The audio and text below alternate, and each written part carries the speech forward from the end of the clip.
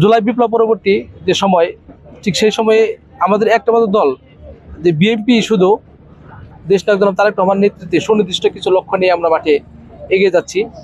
সেই প্রেক্ষাপটে আমরা 31 রাষ্ট্র মেরামতের যে 31 দফা, সেই 31 দফার আলোকে আমরা জনবান্ধব 3টা কর্মসূচি নিয়ে আমরা মাঠে নেমেছি।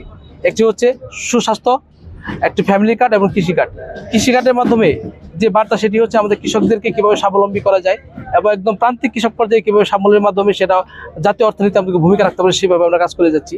ফ্যামিলি কার্ডের মাধ্যমে একটি ফ্যামিলিতে একটি নারী, আমরা দেখে থাকি যে একটা নিম্ন মধ্যবিত্ত বা একদম মধ্যবিত্ত ফ্যামিলিতে একটা নারীর ভূমিকা খুব বেশি চোখে দেখার মতো থাকে না, বা তারা সবসময় নিগৃহীত হয়। আমরা চাই আমাদের দল যদি আপনাদের ভোটে ক্ষমতায় আসতে পারে, তাহলে নারীদেরকে সেই ফ্যামিলির স্বাবলম্বী হিসেবে তারা গড়ে তোলার জন্য ভূমিকা রাখবে। আর সুস্বাস্থ্য চিকিৎসার ক্ষেত্রে যে একদম স্বাস্থ্য তো সকল সুখের মূল, আমরা চাই যে সুস্বাস্থ্যর ক্ষেত্রে বিএনপি যে পদক্ষেপগুলো নিয়েছে সেগুলো যদি বাস্তবায়ন করতে পারে, বিএনপি যদি ক্ষমতায় আসে তাহলে সেগুলো বাস্তবায়ন করবে। বাস্তবায়ন পেলে একদম প্রান্তিক পর্যায়ে প্রত্যেকটা মানুষ সেই সুবিধা ভোগ করতে পারবে।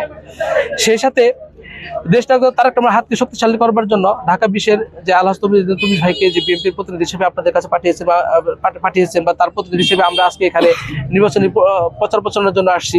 সেক্ষেত্রে আমরা চাবো ধামরাইবাসী তাদেরকে আলহাজ তৌফিক ভাইকে সর্বোচ্চ ভোটে বিজয়ী করে তারেক রহমানের হাতকে শক্তিশালী করবেন।